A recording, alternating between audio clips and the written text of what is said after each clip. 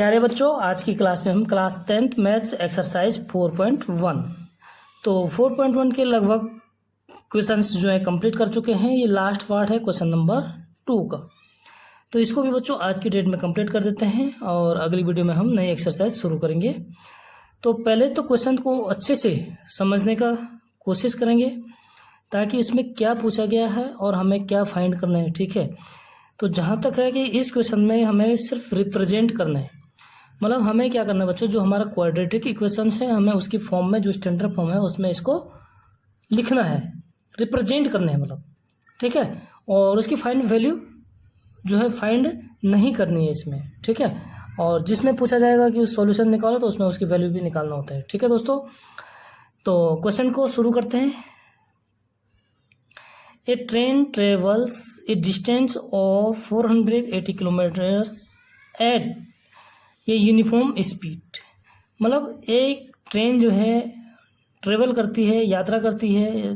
ठीक है, एक 480 किलोमीटर की दूरी को एक सामान्य चाल से, समान चाल से, ठीक है, समान चाल से, कोई ऊपर नीचे नहीं। ठीक है, यूनिफॉर्म स्पीड।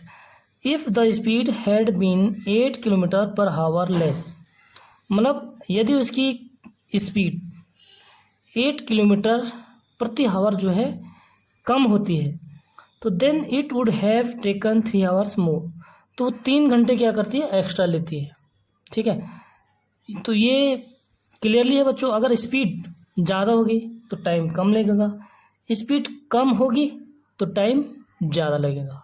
समझ गए आप? कोई भी चीज़ है अगर ज़्यादा स्पीड से जाएगी तो उसमें समय कम लगेगा, टाइम, यानी स्पीड जितनी ज़्यादा होगी तो टाइम उतना कम होगा। यहाँ तक समझ में आ गया आपका?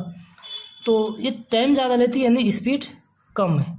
तो स्पीड कम क्या है, 8 किलोमीटर पर हावर। स्पीड कम होती है तो उसका क्या होता है, टाइम यानी बढ़ जाता है बच्चों। ठीक है, समझ रहे हैं आप मेरी बात को? लेकिन दूरी क्या है, दोनों बराबर है। जो हमारा डिस्टेंस है बच्चों वो सेम है। तो आगे क्या कर रहा है, to cover the same distance, ये तो यहाँ तक तो हो गया। ठीक है, we need to find the speed of the train, हमें फाइंड करना है स्पीड, ट्रेन की स्पीड को, चाल ज्ञात करनी है। ठीक है, लेकिन यहाँ पे जो क्वेश्चन था वो क्या करना था, हमें रिप्रेजेंट करना था। तो स्टार्ट करें बच्चों यहाँ से।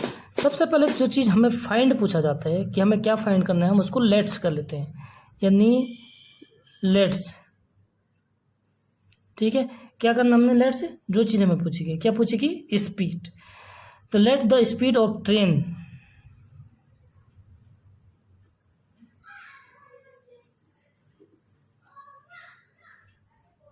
B x kilometre per hour, मतलब हमने स्पीड क्या मान ली इसकी, x किलोमीटर जो है पर आवर है। ठीक है, तो x किलोमीटर पर आवर है। तो जो हमारी कंडीशंस पे बताओ क्या कह रही हो, देखो कि डिस्टेंस कितना है। यहाँ पे डिस्टेंस है बच्चों हमारे पास, सेम डिस्टेंस है यानी समान दूरी है। ठीक है, तो सेम डिस्टेंस कितना है, 480 किलोमीटर। अब सबसे पहले कंडीशन क्या है बच्चों हमारे पास, कि एक समान चाल से चलती है, यानी हम यहाँ पे टाइम फाइंड करेंगे पहले। तो क्या लिखेंगे बच्चों कि time in normal speed, normal speed में क्या टाइम लगा। ठीक है, तो टाइम इन यूनिफॉर्म स्पीड या नॉर्मल स्पीड जो भी है, ठीक है, नॉर्मल लिख देते हैं यहाँ पे, time in normal speed.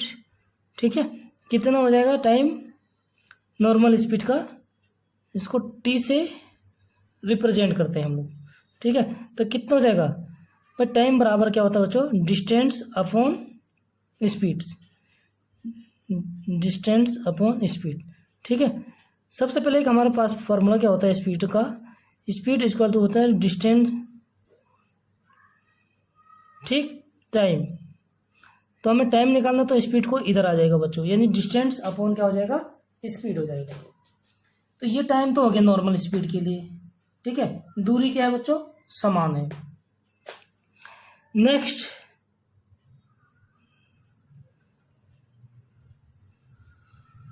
Normal speed क्या हो गया, लेकिन time when speed is 8 kilometre less. Next time निकालेंगे हम व्हेन, कब, when speed is 8 kilometre per hour less, मतलब जब 8 किलोमीटर कम होती है स्पीड तो समय क्या हो जाएगा बच्चों, भाई स्पीड कम होगा तो समय ज़्यादा होगा, यानी समय कितना ज़्यादा हो गया, 3 आवर्स। ठीक है, तो समय देखो t इज इक्वल टू दूरी यानी डिस्टेंस अपॉन स्पीड, और स्पीड कितना हो गया 8 किलोमीटर लेस, यानी पहले कितना था हमारे पास x किलोमीटर था और 8 किलोमीटर लेस कर देंगे उसमें। ठीक है, 8 किलोमीटर इसमें क्या कर देंगे हम, लेस कर देंगे।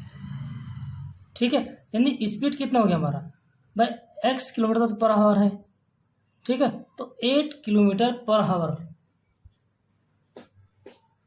x किलोमीटर है, 8 किलोमीटर, 1 घंटे में 8 किलोमीटर हम क्या कर देंगे, लेस कर देंगे, तो हमारा जो स्पीड हो जाएगा वो हो जाएगा x माइनस 8, और टाइम कितना, टाइम 3 आवर्स बढ़ गया, यानी बच्चों यहाँ पे टाइम क्या हो जाएगा हमारे पास, पहले टाइम क्या रहता बच्चों t। ठीक है, अब जो अब टाइम होगा वो टाइम क्या हो गया, भाई पहले के टाइम में 3 घंटे बढ़ गया, पहले का टाइम कितना है 480 अपॉन x, तो ये हो जाएगा बच्चों 480 अपॉन x, और जब ये हमारे पास क्या हो गया टाइम हो गया, तो इसमें कितने घंटे बढ़ गया, 3 घंटे बढ़ गया, यानी +3 हो जाएगा। ठीक है, स्पीड घट गया, टाइम बढ़ गया। ठीक है, तो ये तो जायज़ बात है कि स्पीड घटेगी तो टाइम बढ़ जाएगा, और टाइम बढ़ेगा तो स्पीड घटेगी, टाइम घटेगा तो स्पीड बढ़ेगी, तो स्पीड घटी है तो टाइम कितना बढ़ गया, 3 आवर्स बढ़ गया। ठीक है, यहाँ तक क्लियर हो गया आपका। ठीक है, तो इसको क्या कर सकते हैं हम, अकॉर्डिंग टू क्वेश्चंस, क्योंकि जो हमारे वेरिएबल्स है उसको एक ही तरफ शिफ्ट कर देंगे और बाकी कांस्टेंट टर्म्स को एक तरफ, यानी बच्चों इसको हम लिख सकते हैं implies date 480 upon x minus 8, और ये वाले x वाले टर्म्स को भी इधर ले आते हैं तो ये माइनस हो जाएगा 480 upon x is equal to 3। ठीक है, यहाँ तक आया आप लोगों की समझ में कैसे करना है, भाई टाइम इन नॉर्मल स्पीड का हमने टाइम ले लिया। ठीक है, लेकिन टाइम व्हेन जब स्पीड 8 किलोमीटर लेस हो जाएगा तो टाइम क्या हो गया बच्चों, जो हमारे पहले नॉर्मल स्पीड का टाइम है उसमें 3 घंटे बढ़ गए, यानी उस टाइम में हम क्या करेंगे 3 घंटे यानी 3 आवर्स को ऐड कर देंगे। ठीक है, तो वो टाइम हो जाएगा हमारा, जो हमारे स्पीड क्या हो जाएगा यहाँ पे लेस हो जाएगा 8 किलोमीटर। समझिए आप, अगर कहीं पे डाउट हो तो बताओ, कमेंट में लिखो फटाफट, लेट मत करो बच्चों। ठीक है, अब हम इसको सिंप्लीफाई कर सकते हैं आराम से। जब हमारा डिनोमिनेटर होता है किसी भी चीज़ में, इक्वेशन में, वहाँ पे हम क्या करते हैं, यहाँ पे एलसीएम ले लेते हैं बच्चों, तो एलसीएम दोनों का एलसीएम क्या हो जाएगा x माइनस 8। ठीक है, x माइनस 8 से डिवाइड करेंगे तो यहाँ पे केवल x बचेगा, और x से ऊपर मल्टीप्लाई कर देंगे तो 480x माइनस x से डिवाइड करेंगे तो x कट जाएगा, फिर हमारे पास क्या बचेगा x माइनस 8, और उससे हम ऊपर मल्टीप्लाई कर देंगे 480x माइनस 8। ठीक है, इज इक्वल टू 3। यहाँ तक समझ में आ गया होगा बच्चों। इसके बाद हम ब्रैकेट को ओपन कर देंगे, 480x माइनस 480x और प्लस 8 से मल्टीप्लाई करेंगे 8। ठीक है, 8 8 से 64, 6 32 6 38। समझिए आप कितना हुआ ये 36 40 भाई 8 से हम इसको मल्टीप्लाई करेंगे, 8 0 को 0, 8 8 8 8 जा 64 तो 4 6, 8 4 जा 32 6 38, तो ये हो जाएगा बच्चों यहाँ पे 38 और डिवाइडेड ये 8 माइनस ये जो डिनोमिनेटर में है बच्चों, इसको ऊपर मल्टीप्लाई कर देंगे तो ये हो जाएगा 3x माइनस 8। ठीक है, यहाँ तक क्लियर हो गया बच्चों। अब देखो यहाँ पर आपका जब क्लियर हो गया 480 और 480 प्लस का है माइनस का, ये हो जाएगा कैंसिल और यहाँ पे इसको मल्टीप्लाई कर देंगे तो ये क्या हो जाएगा, implies that 3840 is equal to 3x से x को मल्टीप्लाई करेंगे तो 3x स्क्वायर माइनस 3x से 8 को तो येगा 8 3 जा 24x। ठीक है, तो सबको क्या करेंगे हम स्टैंडर्ड फॉर्म में लिख देते हैं क्वाड्रेटिक इक्वेशंस की, यानी सारे इधर आ जाएगा बच्चों तो इधर क्या हो जाएगा हमारे पास 0 हो जाएगा, या उसको उधर ले जाते हैं तो ये हो जाएगा 3x स्क्वायर माइनस 24x। ये एज इट इज लिख दिया बच्चों। ठीक है, ये क्या है प्लस है, उधर जाके हो जाएगा माइनस 3840 और इज इक्वल टू इस तरफ क्या बच जाएगा हमारे पास 0 हो जाएगा। तो ये रिप्रेजेंट कर दिया हमने क्वाड्रेटिक इक्वेशन। ठीक है, यहाँ पर अगर वैल्यू फाइंड करनी होती तो वैल्यू फाइंड कर लेते हैं, लेकिन यहाँ पे हमें वैल्यू फाइंड नहीं करनी है। यहीं पे हमें एक लाइन का आंसर और लिख देंगे बच्चों कि हेंस सपोज इसको इक्वेशन नंबर 1 नाम दे देते हैं बच्चों। ठीक है, तो ये हो जाएगा hence equation first required quadratic equations. ठीक है,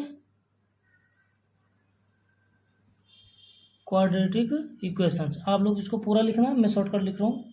ठीक है, to find the speed of train, मतलब ट्रेन की स्पीड को फाइंड करने के लिए क्या है हमारे पास इक्वेशंस ये है, ये लिख दिया मैंने। ठीक है, hence equation 1 required quadrilateral equations to find the speed of train.